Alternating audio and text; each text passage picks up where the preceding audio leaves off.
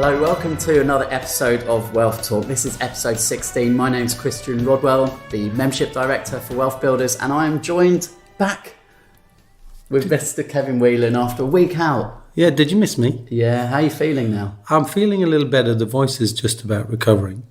But you did a great job last week. You interviewed three wonderful people, some great insights, I thought. Yes, yeah, it was good. We started to switch it up a little bit and hear from some of the members of the Wealth Builders community as to different ways that they're interacting with the assets and the 7 pillars. So we kicked off last week looking at pillar number 1, which was home capacity. Yeah. And it's great to have you back today, Kevin, because I'm sure everyone, had some good ideas and thoughts, but it'd be great to hear some of your distinctions around what we discussed last week as well. And I know that there's also other ways that income can be generated in that pillar as well. Yeah, I mean, it's good. The insights from Bronwyn, from Stephanie, from Carol, all really very useful. Did you pick any kind of threads out of that? That would be useful just to remind our listeners of, and then I'll maybe go on to describe some of the other ways that other clients have done it too. Would have been inappropriate to get a dozen people on a webinar, but nonetheless, anything strike you, well, what they were doing? Obviously 3 different strategies there, and we started with Bronwyn, who talked about using the Airbnb model. So they went for a year traveling and used Airbnb to let out their property and kind of put all their furniture locked away. Yep. And then actually also to do house sitting, so almost on the other side of things, going into someone else's house and looking after that, and it not costing any money. Living rent free. Yeah. Not that she needs the money, but living rent free is a wonderful thought if you can do that. And of course, she's in a position where she's able to do that anyway, because you have to be in a certain financial position to be able to follow your husband around the world. Not really caring too much about anything else, because what belies all of this, of course, with someone like Bronwyn, very smart, very sophisticated lady, is she's put lots of systems and practices into her business so they're managed without her being there. So you can't really take one pillar on its own, Chris. It isn't the home capacity thing. That was the lesson from Bronwyn. It was, I've got my business sorted, so I can afford to do this. So it's a different story depending on different people. Yes, well, I had to pull them back a little bit because they obviously referred to some of the other pillars, specifically, pillar number 2, pensions, because they do intertwine, don't they? They do intermix, and it's understandable they get excited about pillar 2 and more about that when we get there, because that's probably almost as underutilized as the home capacity side. But it was good. And then we heard from Steph, who again had a similar story, generating income from her home through letting that out. And then Carol's example was slightly different, which was refinancing her property in order to be able to secure a really, really good below market value deal. Yeah, but Stephanie's was very interesting, and certainly I think because she's got a London-based property, and she does work internationally as well, and her family from Geneva, so lots of reasons for her to want to be abroad too. But the thing about Carol, which was the lesson I would pick up, is you have to have a change in mindset. So if you remember, she came from a background of kind of financial caution, and I think she believed at that point that any form of mortgage debt was bad debt, and consequently took a little while for her to overcome her own feeling that there is some debt which is good and some debt which is potentially quite bad. But debt is just a double-edged sword. It cut both ways. Now, if you took her example, where she used leverage from one property and was able to buy other properties, which she wouldn't have been able to get a mortgage on. So in other words, unmortgageable properties, which gave her the enormous capacity to create more value, drive value through, because she was really not in competition with other buyers, let's say, and then was able to very quickly pay that money back, so that the debt position she was in was temporary. So she was moving her money around the different pillars. She was moving from property that she owned in a capacity to debt leverage to then buy other properties, which she then rented out and created an ongoing income. Whereas if she didn't do that, she would have just lived in a property mortgage free. Not bad, but not brilliant thinking at the highest level. And obviously Carol demonstrated that. Yeah, it kind of ties back into episode 14 where we talked about becoming a value creator and wealth flowing, so money flowing. Yeah, absolutely. Always thinking about that, but always being willing. And what's great about listening to others' experiences is you can get a different perspective that you didn't have, but somebody else has. And that perspective can make a difference to you. And I think there were great examples of that. But there are loads more in the way that people can use home capacity if they can change their thinking. And it's always about right under your nose, always. There's sources of leverage, but people just don't get it. There's a I don't know, almost an acceptance of what we've got as what we have and don't do too much about it. So, and the realization, as I've said before, with home capacity often comes too late. So one example of where it comes, well, not too late, but very late, would be, I love this one, there's one of my clients who's a little older, let's say, so not like some of the interviewees the other day, but older, certainly into retirement, realizing, oops, the planning hasn't gone well, but we get introduced to them quite late, never too late to start wealth building. And in that situation, this particular lady lives near Heathrow, in fact, and there's a great benefit, of course, living near Heathrow is, lots of pilots, lots of people in airlines. And what we kind of worked out there was by creating a rather large annex to her property. So the property had capacity, and that capacity was space, but not in the existing property. You have to build on that. So I think it was a very large L-shaped annex, and that was built out. And of course, there was a huge demand for members of the airlines to occupy that space and serve two purposes, really. One, to provide an income. So she wasn't redeploying that in another asset. She was taking the income and spending it, needed the money, really.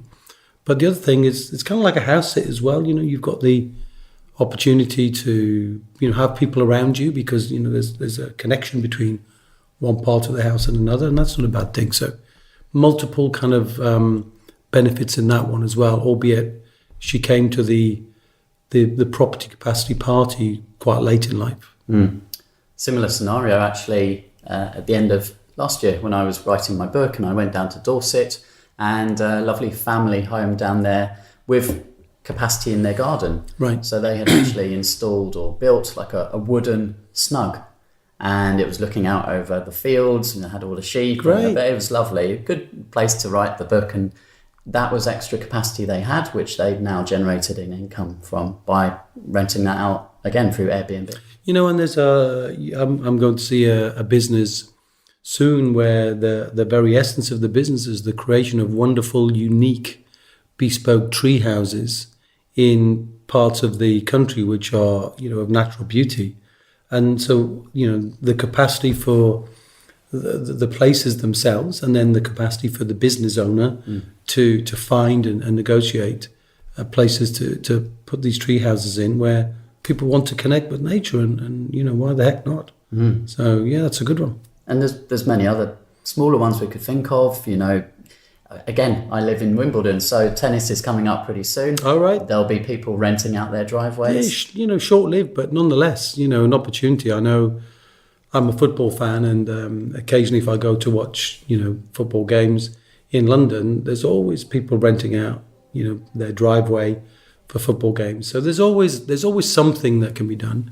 I remember another one of my clients, Chris, was lived near to a dancing school, and from time to time she let the space, almost like a B&B. So she created a home a little bit like a B&B. And of course, there's a whole system. The government recognises that you can rent a room. I mean, the rent-a-room scheme has been going for years and years and years. And I think now the tax-free amount is 7.5. Yeah.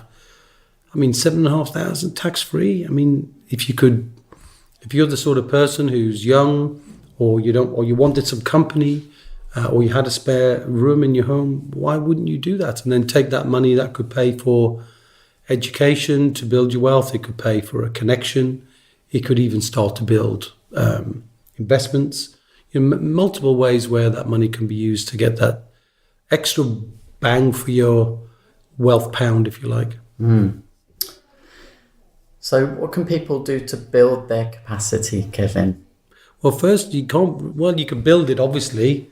That's logical. But I think if I look at one of the businesses that I work with as well, who are property experts in my part of the world, in Surrey and in Kent, and they're always looking, and they've got wonderful software for it, to almost sky scan every property in a neighborhood, and they can see where there's just that extra piece of land, where they could negotiate with the owner of the land or the garden to turn that into an opportunity for income for both sides. And it's definitely not unusual we've got clients who've had a very large piece of land. They kind of hive off one part of the garden. They might even go live in the smaller house as they retire, and then let out a larger property, or even create multiple apartments and create a capital sum. So there's so much scope within property, whether it's as small as a room, as large as the garden. Just the conversion of something is a process of forcing and appreciating value, and that appreciation of value can turn into capital or income, both of which are the raw material of creating and building more wealth. And the key, of course, is always when you create that extra capacity. You've got to do something with it, yeah. That's right. Unless it's too late, and then the very act of doing that creates the income you spend. But it's better if you could do it on your wealth building journey now, so that you take that money and you deploy that. And that's why the pillars are interconnected. So the lessons I would say for our listeners is, don't just take the lesson of home capacity, because if you don't have a home, or you don't live in a home, well, other people do. So that software that I mentioned, it's possible to get that. Or I've got another client who rides a bike everywhere. Instead of getting in a car, rides a bike, and he's looking for small plots of land or something that, where the roofs are not aligned, where you could say, well, hang on a minute, they're using 3 stories next door. Why can't they use 3 stories here? And then either negotiate with the owner of the property to upgrade it, and certainly on commercial property, but as well as buying properties from landlords and converting them into HMOs and multi-let properties. So the scope is limited only to your own imagination, and because there's how much, there's so many ways you can create revenue from land and from property and from spaces inside and outside. So it's just a huge, huge, huge opportunity, rather than just sitting and in your property. But I think you probably were meaning something else when you said, how do you create capacity? Well, there is a way you can create it. If you don't have that imagination or you don't have the time, there are ways, of course, that you can take. If you've got a property now and you want to do like Carol did, which is create leverage in that property, is to start finding ways to build the equity in your home. Mm-hmm. So if you've got a mortgage of, if your house is worth 400,000, you've got a mortgage of 200, how do you create more equity? And there are many ways, and I wrote a book on that called Save a Fortune, how to completely eliminate your mortgage loans and credit cards fast. And in that book, there are 12 secrets to building more equity in your home. I mean, I could mention 2 or 3, but I'm not going to get into 12. Well, why don't we put the link for people in the show notes, so that if they want to get a copy of that, PDF, you can download that. So happy. Let's do that. Happy to do that. But let's take a couple of examples right now. Yeah, I mean, I suppose one is, I'll give you 3, okay? So 1, whenever you can, shop around for the lowest interest rate. That's true of all debt, so that applies in any situation. So if you can get to a place where you've got a trusted mortgage broker, and we've got lots of those we trust, and you can shop around for your mortgage, and you constantly paying the lowest rate, then every time you save money on the mortgage, pay a higher level of money to the mortgage so that you're building equity. Because sure as eggs is eggs, Chris, interest rates are going to go up at some point. The second would be, one of the ways I used absolutely was brilliant a long time ago now, was connecting money that you own to money that you owe. Now, what does that mean? Well, it means there are many mortgages where they're called offset mortgages. So you can have money in savings, which you want to keep, say, for rainy days or for all sorts of reasons we've mentioned before, and the mortgage, but the money talks like a virtual calculator saying, click, click, click, you've got this much in savings, so you're paying less interest. And as a result, you pay off your mortgage more quickly. And the third one is always make use of extra streams of income or windfalls to eliminate your mortgage if that's your preference. So, for example, if you get a small inheritance or if you get a pay rise, or even if people work with us as some kind of referring capacity and they receive regular payments from us, it'd be thrilling for me to know that checks that we send to people every single month are being used to pay off their mortgages or build their wealth. So there's ways to become an affiliate. There's ways to create value from what you're doing day to day in your life. So whether you just shop around for the lowest interest rate, you connect your money and your income, or you find other ways to get either small windfalls, small streams of additional income, however you do that, and take that money and deploy that in ways that build your equity, then of course you could remortgage at a later date to take some of that equity out to do what Carol did, which is to buy property or whatever else you want to do. Yeah. Is there anything else that we haven't covered around Pillar 1, would you say, Kevin? I think we're just about done on Pillar 1, but it would be great though, because we're always open-minded for new insights, aren't we? What have our audience done? Who's done something that we haven't mentioned? We mentioned probably 20 things over the course of the last 2 podcasts on Pillar 1, which is using your home to create more value, more leverage, and more income, more capital. What have you done? It'd be thrilling to know that, because then we could bring them into a case study at some point in the future, or certainly give the lessons that they've learned to others. Because we're always learning. Yeah, I look for it every day. As you know, I talk about that ROI, that you're always one relationship opportunity or idea for something completely changing, and I genuinely look for that every single day. So while I'm normally the source of inspiration and education, I'd love to get it back, because then you go, whoa, how can I share that?